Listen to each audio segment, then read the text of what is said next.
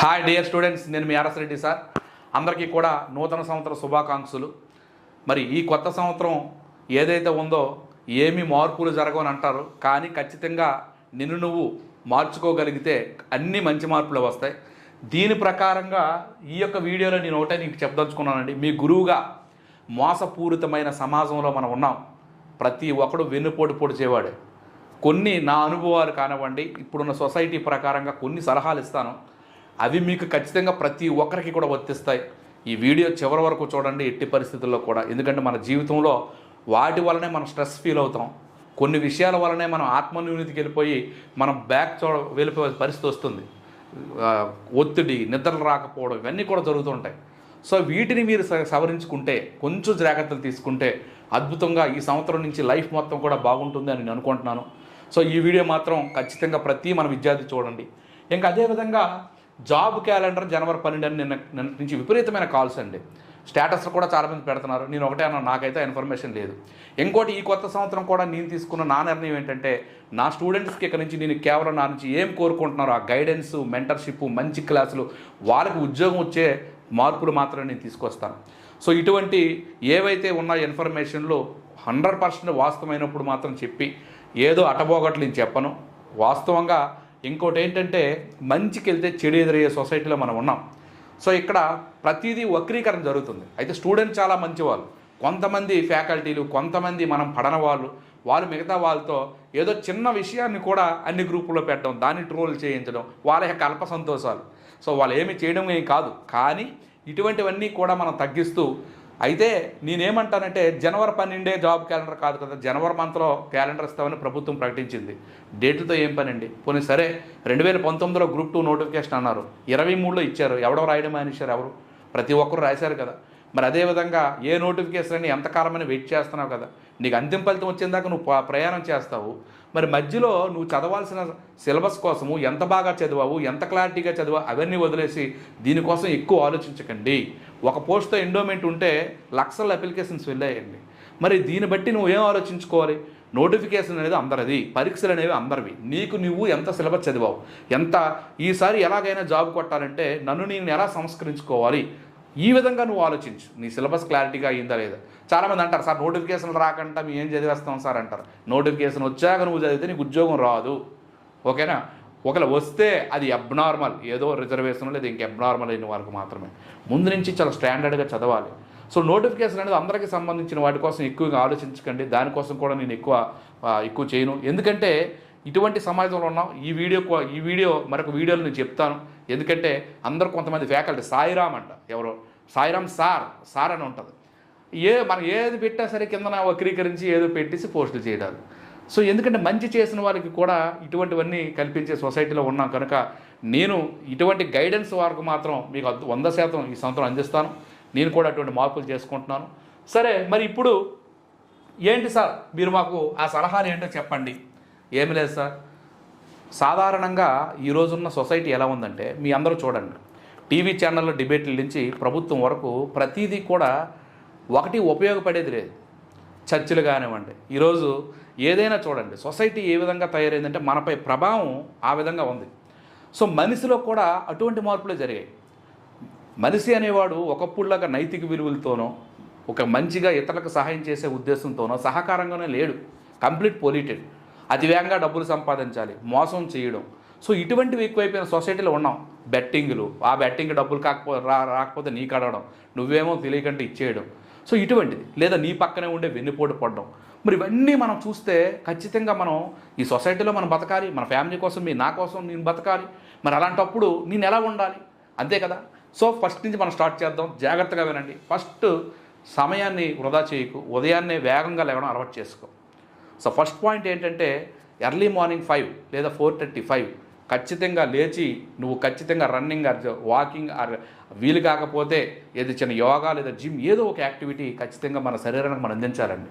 ఎందుకంటే ఆ శరీరమే నేను నడిపించేది కనుక ఖచ్చితంగా అది నేను కూడా ఖచ్చితంగా తీసుకుంటాను. పని ఒత్తిడిలో నేనైతే చాలా నష్టపోయాను. సో నేను కూడా మీకు చెప్పి నేను కూడా తీసుకుంటాను. ఖచ్చితంగా ఉండాలి. అక్కడి నుంచి మన జర్నీ స్టార్ట్ అవుతుంది రోజులో. ఆ రోజులో నీ జర్నీలో నువ్వు చేయకూడని తప్పులు ఏవైతే ఉన్నాయో, నీ లక్ష్యం కోసం నువ్వు పడే కష్టంలో ఎన్నో అవరోధాలు వస్తాయి. సింపుల్గా మనందరికీ బాగా తెలుసండి, ఎప్పుడు కూడా ఒకటి థర్డ్ పర్సన్. నువ్వు సొసైటీలో ఉండేటప్పుడు నా స్టూడెంట్గా నీకు చెప్పే సలహా ఏంటంటే, మూడో వ్యక్తి ఎవరైనా ఉంటే ఆ మూడో వ్యక్తి కోసం అతను లేనప్పుడు కానీ లేదా ఇంకొక దగ్గర కానీ ప్రస్తావించు. ఎవరి కోసం చెడు మాట్లాడు. సార్ ఏమవుతుంది సార్, వాడు నిజంగా చెడ్డవాడే సార్, నేను మాట్లాడే తప్పేటుందంటే, నీతో మాట్లాడే మంచివాడు వాడికి వెళ్ళి చెప్తాడు, వాడు మీ మధ్య తగులు పెడతాడు, వాడు నీ మీద పగపడతాడు. ఈ పగలో నీకంతా కూడా టైం కిల్ అవుతుంది. లేనిపోనివన్నీ చెత్త ఈ వాట్సాప్ చెత్తలాగా మన మైండ్లోకి వస్తుంది. సో అందుకే ఏ వ్యక్తి కోసం కూడా నువ్వు నెగిటివ్గా మాట్లాడకు. అలా మాట్లాడావా అది నీకు ప్రమాదకరం. నీ వరకు నేను మనసులో ఉంచుకో. లేదా నీ యొక్క సమస్య చెప్పాలనుకుంటే ఎవరికి చెప్పాలి. ఇంకోటి, ఎట్టి పరిస్థితుల్లో కూడా నేను చెప్పేది ఒకటే, నీకు ఇన్ని సమస్యలు ఉన్నాయి, ఇన్ని అప్పులు ఉన్నాయి, ఇన్ని రోగాలు ఉన్నాయి, ఇన్ని ఇబ్బందులు ఉన్నాయని నువ్వు ఏ వ్యక్తికి చెప్పకు. ఎవ్వడు నీకు సహాయం చేసిన లేడు. వాడు ఆ టైంకి జాలిగా ఉంటాడు, ఇంకొక ఫ్రెండ్తో ఆడు కలుస్తారు, లేదా ఇంకొకరితో చెప్తాడు, నీ కోసం ఉన్నవన్నీ నవ్వుకొని పక్క నవ్వుకొని అడిగి ఇలా ఉందరని చెప్తాడు. రెండు, నీ లోపాన్ని ప్రత్యేకించి చూపిస్తారు. రే వాడికి అప్పులు ఉన్నాయి, వాడికి అప్పు ఇవ్వకరా, రే వాడికి అన్ని రోగాలు ఉన్నాయి, వాడితో ఉండకరా. సో ఇటువంటి నైజం ఉన్న హ్యూమన్స్ పెరిగిపోయి నువ్వు అనుకుంటావు నా స్నేహితుడే, నా కుటుంబస్తుడే అనుకుంటావు, కానీ వాడే ప్రమాదకరం. సో అందుకే మరి ఎవరితో చెప్పుకోవాలి? దేవుడితో చెప్పుకో. లేదా నీకు భాగస్వామి ఉంటే భాగస్వామితో చెప్పు. వాస్తవంగా భాగస్వామి కూడా కాదు, ఎందుకంటే నీకు నువ్వే అనే సొసైటీలో నువ్వు ఉన్నావు. సో నమ్మకం ఉంటే భాగస్వామితో చెప్పు, ఇంకెవరితో చెప్పు. ఏది కూడా నీకున్న కష్టం, నీకున్న నష్టం, నీకున్న లోపం ఏది ఎవరికి షేర్ చేయకు. షేర్ చేసావో నువ్వు ఇబ్బంది పడతావు. ఇంకోటి, దయచేసి మీరు ఎవరైనా సరే అప్పులు తీసుకుంటే అప్పులు ఇచ్చేయండి పాపం. ఎందుకంటే అప్పు తీసుకునేటప్పుడు ఈ అత్తారింటికి దారి సినిమా టైప్లోనే ఎంత దీనిగా ఉంటుంది. ఇంకా వీలైతే అప్పు ఇవ్వద్దని చెప్తాను, కానీ అప్పు ఇవ్వకపోతే మిగతా వాడు ఎలా? కానీ దానికి ఒక పద్ధతి ఉంటుంది. చాలా ఇబ్బంది పెడతారండి. నీ బంధువే అడుగుతాడు, నాకే సపోజ్ కలుగుతాడు. 45 రోజుల క్రితం మా సొంత బ్రదరే అడిగాడు అనుకోండి, అప్పు అడుగుతాడు. నాకు అది లేవురా అంటే, సరే నీకు అది లేదని నువ్వు చెప్తేస్తారు కదా, నా పేక మీద కత్తి నువ్వే లేకపోతే ఎలాగ అది ఇది అంటాడు. నువ్వు ఇస్తావు ఎంతో 20,000 30,000 ఎంత ఇస్తావు, 5 రోజులు ఇచ్చేస్తాను అంటాడు. ఆ 6వ రోజు నుంచి ఫోన్ ఎత్తాడు. అప్పుడు నీకు కొత్త శత్రువు తయారవుతాడు. రెండు, నువ్వు అడిగితే అదే పని మీద అడిగావు అనుకో, ఏటో ఊరొదిలి వెళ్ళిపోయినట్టు ఊరికి చంపేస్తున్నాడు రా, ఈడో వెదవగడరా, వీడు వేస్ట్ గడరా, ఈడేం చేశాడు నాకు అనేసి నీ మీద రివర్స్ అవుతాడు. నువ్వేం చేయాలో నీకు తెలియదు. నువ్వు ఎవరి దగ్గర తీసుకుని ఒప్పేస్తావు, ఆడితో తిట్లు తింటావు. వీడేమో నీకు శత్రువు. ఈ శత్రువు కాదు, 10 మంది శత్రువుని తయారు చేస్తాడు.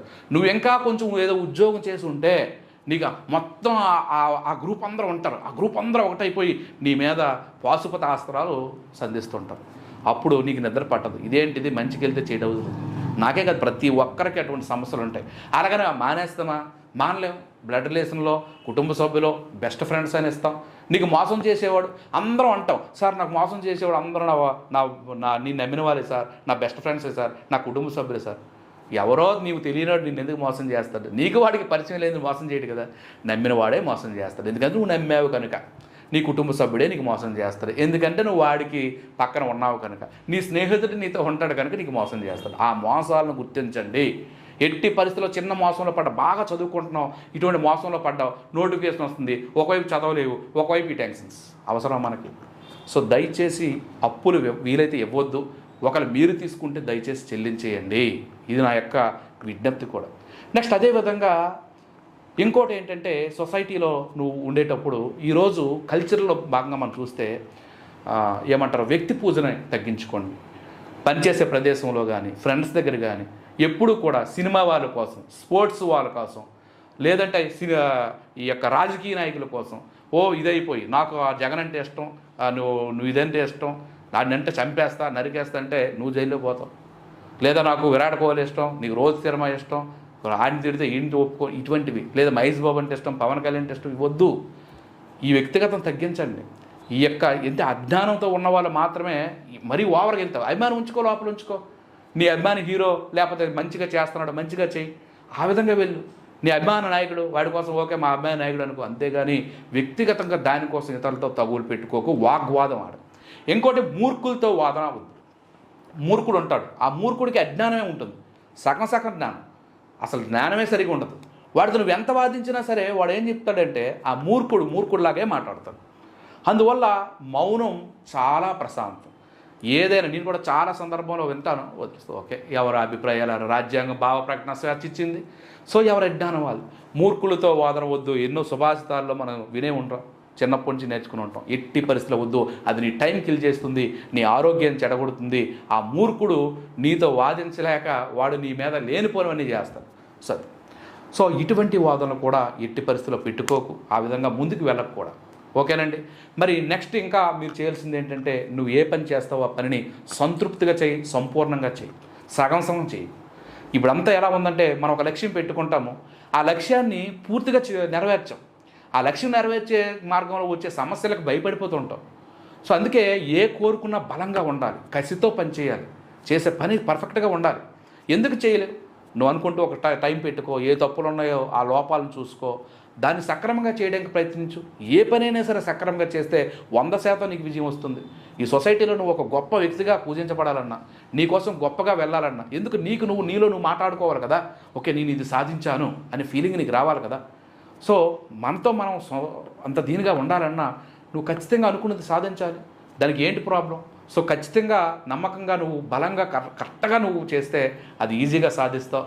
ఎట్టి పరిస్థితులు కూడా సాధించలేకపోయిందంటూ ఏమీ లేదండి. మన పరిధిలో ఉన్నదానికోసం, మన పరిధిలో ఉన్నదానికి మనం సాధించి తీరుతాము. సో ఒక పాజిటివ్ యాటిట్యూడ్తో వెళ్ళండి. మెయిన్గా 90% ఎవరైతే చెడు ప్రచార వ్యక్తులు ఉన్నారో వాళ్ళని దూరంగా ఉంచండి. చెడు స్నేహాలు, చెడు ప్రచారాలు, చెడు తిరుగుళ్ళు ఇవన్నీ తగ్గించుకోండి. నువ్వు ఏ లక్ష్యంతో ఉన్నావో ఆ లక్ష్యం కోసం మాత్రమే నువ్వు పనిచేయి. నువ్వు అనుకోవచ్చు, ఏంటి జీవితం, నేను ఎప్పుడు ఇలాగ చదువుకుంటున్నాను, వాళ్ళేమో హ్యాపీగా బార్లో పార్టీలు చేసుకుంటున్నారు, షికార్లకు వెళ్తున్నారు, తిరుగుతున్నారు, అది ఇదని. వాళ్ళ ఎజెండా వేరు, వాళ్ళకి ఈ లక్ష్యాలు లేవు. నీకు ఈ లక్ష్యం లేకపోతే నువ్వు వెళ్ళొచ్చు. నీకు ఒక లక్ష్యం ఉంది. నీ లక్ష్యంతో ఉన్నవాడు ఏం చేస్తున్నాడు? నీకంటే ఎక్కువ చదువుతున్నాడు, వాడితో నువ్వు పోల్చుకో. అంతే తప్ప నేనేం ఊరికి వెళ్ళలేదు, టూర్లు వెళ్ళలేదు, బార్లోకి వెళ్ళలేదు, పాపం వాడు రోజుకు ఒక అమ్మాయితో తిరుగుతున్నాడు, నేను తిరగలేకపోతున్నాను, ఇలాంటి ఏదైతే మైండ్లో ఉందో అది తీసేయి. ఎందుకంటే నీ లక్ష్యం నీకుంది, వాళ్ళకి ఆ లక్ష్యాలు లేవు. ఈరోజు సాధారణంగా చూడండి, కాంపిటేటివ్ చదువుతున్న వాళ్ళు కానివ్వండి, ఒక వ్యాపారం చేస్తున్న వాళ్ళు కానివ్వండి, ఒక చదువుకున్న విద్యార్థి కానివ్వండి, సాధారణంగా నిరక్షరాస్యులు ఉన్నారు. వాళ్ళను ఉండగలవా? వాళ్ళు ఏముంటారు, ఏదో పని చేసుకుంటారు, ఆ పని అయిపోయిన తర్వాత కొంత పొదుపు చేసుకుంటారు, ఏదో వాళ్ళకున్న అలవాటు చేసుకుంటారు, హ్యాపీగా వెళ్ళిపోతుంటారు. అదే వాళ్ళ జీవితం అది. కానీ నీది అలా కాదు కదా. నీకంటూ ఒక మంచి లక్ష్యం ఉంది, సాధించాలనుంది, సమాజానికి సేవ చేయాలనుంది, ఇవన్నీ నీకు ఉన్నాయి కదా. నువ్వు అలాంటి వాళ్ళతో ఎందుకు పెట్టుకుంటావు? అవన్నీ పక్కన పెట్టాలి ఎట్టి పరిస్థితుల్లో కూడా. రెండోది, చాలా జాగ్రత్తగా ఎవరితో ఉండాలంటే నీ యొక్క బంధువులు, నీ స్నేహితులు. ఎందుకంటే మోసం చేసేది వాళ్ళే కదా. అందువల్ల వాళ్ళతో చాలా జాగ్రత్తగా ఉండాలి. మాట కానివ్వండి, ఏది కానివ్వండి, చాలా మనం ఏమంటారు దాన్ని, న్యూట్రల్గా ఉండాలి. ఆ న్యూట్రాలిటీ నువ్వు తప్పావా, ఓవరైపోయి ప్రతిదానికి మధ్యలో దూరిపోయి నీకెందుకులే నేను ఉన్నాను, నువ్వు చూసుకో, నీకెందుకు నేను ఉన్నానులే నువ్వు చూసుకో అంటే ఆ తర్వాత వాడు చూసుకుంటాడో, మిగతా వాళ్ళు నేను చూసుకుంటాం. సో ఎట్టి పరిస్థితుల్లో మధ్యవర్తిత్వం వద్దు, మధ్యలో దూరకు, హామీలు ఇవ్వకు, ఏమీ చేయకు. చేసావా నిన్ను ముంచేస్తారు. ఈరోజు నీ బంధువే, నీ దగ్గరవాడే, నీ బ్లడ్ రిలేషనే, వాడే నిన్ను ముంచేస్తాడు. ఆ తర్వాత నీ లక్ష్యాలన్నీ గాలి. అవన్నీ తీర్చుకోలేక నీ లక్ష్యాలు మరేమి ఉండవు. అంత దీనిగా నీకు ప్రశాంతత ఉండడం మానేస్తుంది. ఓకేనండి. మరి అదేవిధంగా నువ్వు ఈ సొసైటీలో ఉండేటప్పుడు సివిక్ అవేర్నెస్ చాలా అవసరం అండి. నేను చాలామందిలో చూశాను, సివిక్ అవేర్నెస్ లేని సొసైటీలో ఉన్నామండి మనం. ఎంత పెద్దలంటే గౌరవం లేదు, మన గురువులంటే గౌరవం లేదు, ఏదో నీకే ఏదో తెలిసినట్టు అహంభావం వదలాలి. సో గౌరవప్రదంగా ఉండాలి, సాంప్రదాయాలను గౌరవించాలి. ఒక వ్యక్తిగా నువ్వు ఒక పరిపూర్ణమైన వ్యక్తిగా ఉండాలి. నీకేదో ఉద్యోగం వస్తే నువ్వు గొప్ప కాదు. పరిపూర్ణమైన వ్యక్తిత్వం. దాన ధర్మాలు కూడా చేయాలి సార్. అనుకోవచ్చు, నాకాడే డబ్బు లేదు సార్. 100 రూపాయలు నీ దగ్గర ఉండేటప్పుడు ₹1 దానం అనేది, దానం ఏ విధంగానే ఇవ్వచ్చు. ఒకసారి చూడండి, మనకి బెగ్గర్స్ అడుగుతారు. అడిగేటప్పుడు మనం అంటాం, నువ్వు ఎక్కడో ఏదో సినిమాలో మాఫియా అని చూసి పాపం వాడికి ఏడి మానేస్తావు. సార్, చెయ్యి సాచి అడిగేటప్పుడు ఎన్నో కోల్పోతే పడగరండి. అడిగేటప్పుడు నీ రూపాయి నువ్వు ఆడు మాఫియానా గీఫియానా పక్కన పెట్టి చెయ్యి సాచి నీకు ఎంతమంది అడుగుతారు? చిన్న దానం. ఈరోజు ఫోన్పేలు గట్రా రావడం మన లేకపోవచ్చు, అదేం పర్వాలేదు, ఉన్నంత వరకు దానం చేయండి, పెద్దలను గౌరవించండి, మంచి వ్యక్తిత్వం, ఒక పరిపూర్ణ వ్యక్తిగా జీవించడానికి ప్రయత్నించండి. అప్పుడే మనకంటూ ఒక ఇండివిజువాలిటీ నీ శరీరం, నీ యొక్క ఆనందాలు ఏవైనా కంట్రోల్. ఏది వద్దని చెప్పట్లేదు, సినిమా చూడడం వద్దా లేదా, నీకు ఏదైనా అలవాటు ఉందా చెయ్యి, అన్నీ కూడా కంట్రోల్. నీ కంట్రోల్లో నువ్వు ఉంచుకోవాలి, నీ మైండ్ కంట్రోల్లో నువ్వు ఉంచుకోవాలి. ఇంకో దానికి నువ్వు ప్రభావితం అవ్వకూడదు. సో నీ యొక్క పర్ఫెక్ట్గా నీ ప్లాన్ నువ్వు చేసుకుని వెళ్ళాలి. ఓకే, నీకంటూ ఇదేది లేదనుకో, నువ్వు ఏది చేసినా పర్వాలేదు. సో ఆ ప్లాన్గా నువ్వు వెళ్ళాలి. ఆనందం ఉండాలి సార్. ఆనందం లేకుంటే ఎలా? సినిమా చూడొద్దని ఎవరో చెప్పరు. చూడు ప్రశాంతంగా. నాకు 2 గంటలు పని చేయకపోతే ఏదో మంచి ఫ్రిక్షనల్ మూవీకి వెళ్ళిపోతాను. ఇదేంటని చూస్తాను, ఖచ్చితంగా చూస్తాను నేను. సో అయితే ఒకటి కరెక్ట్గా ఎగ్జామ్ టైంలో, నోటిఫికేషన్ టైంలో, ఎంత మంచి అవసరం ఉన్న టైంలో అలాంటివి పెట్టుకోకూడదు కదా. అలాంటప్పుడు మానేయాలి.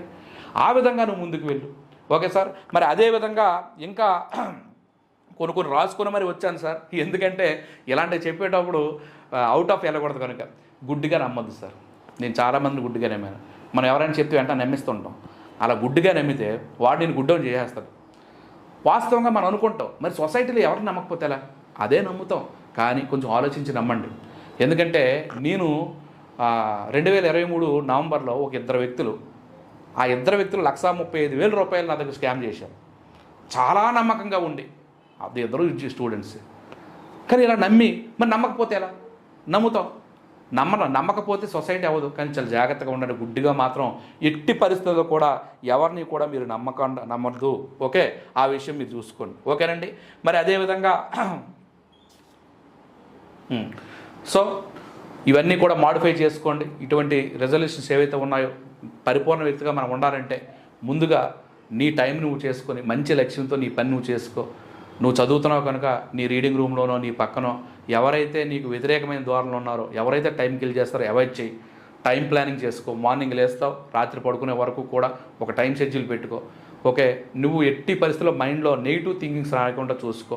ఇటువంటి వాగ్వాదాలు కానివ్వండి, ఇవన్నీ కూడా పక్కన పెట్టి ఒక మంచిగా నువ్వు ప్రిపరేషన్ ప్రారంభిస్తే 100కి 100% విజయం వస్తుందండి. విజయం ఎవరికి ఊరికనే రాదు. కష్టపడాలి. కష్టపడితే ఆ కష్టంలో నిజాయితీ ఉండాలి. ఆ నిజాయితీలో నమ్మకం ఉండాలి. ఆ నమ్మకంతో నువ్వు ఖచ్చితంగా చదివితే. సో ఈ సంవత్సరం చెప్తున్నా కదా, మన గైడెన్స్ అండ్ మెంటర్షిప్ ఫాలో అయిన ప్రతి ఒక్కరికి కూడా నేను 100% మీ ఎగ్జామ్ ముందు వరకు ఉంటాను. నన్ను నమ్మిన వాళ్ళు, మిగతా వాళ్ళ కోసం మనకు అనవసరం. అందరూ నన్ను నమ్మాలని లేదు కదా. ఏమంటే సగం మందికి ఒక దేవుడే నచ్చడండి, అంతే కదా. అలాంటప్పుడు నేనెంత? సో నన్ను నమ్మిన వాళ్ళకి న్యాయం చేయడానికి ఈ నూతన సంవత్సరంలో చెప్తున్నాను కదా, ఎటువంటి పోస్ట్ పోన్మెంట్ సంబంధించిన విషయం కానీ, లేదా ఇంకా ఈ స్టూడెంట్స్ లేదన్నారని ఏ వీడియోలు నేను చేయదలుచుకోలేదు. నాకు అనిపిస్తే నేను చేస్తాను దానికి సంబంధించి. ఆ వీడియోని ఎవరైనా నచ్చకపోతే మానేస్తారు. కామెంట్లు ఏది పెట్టుకుంటే వాడి కర్మ ఆడిపోతాడు అంతే. సో ఈ విధంగా నేనైతే ఒక స్టాండ్ తీసుకున్నాను. నువ్వు ఒక స్టాండ్ తీసుకో. ఎందుకంటే నా విద్యార్థులు కనుక మీ అందరినీ నడిపించే బాధ్యత నాది కనుక మీ అందరికీ నేను చేస్తున్నాను. మరి మీ అందరినీ మార్చాలంటే నేను అద్భుతమైన స్టాండ్ తీసుకోవాలి కనుక అద్భుతమైన స్టాండ్స్ని ఆల్రెడీ రెడీ చేసుకున్నాను. ఆ విధంగా ముందుకు వెళ్తాను. సో మీరు కూడా 100కి 100% సక్సెస్ అయ్యే విధంగా నేను ప్రయత్నిస్తాను, చేస్తాను. ప్రయత్నం కూడా కాదు, మిమ్మల్ని చేసి తీరుతాను. సో ఈ విధంగా నా యొక్క లక్ష్యాన్ని నెరవేర్చుకుంటాను. థ్యాంక్ యూ, మీ ఆర్ఎస్ రెడ్డి సార్.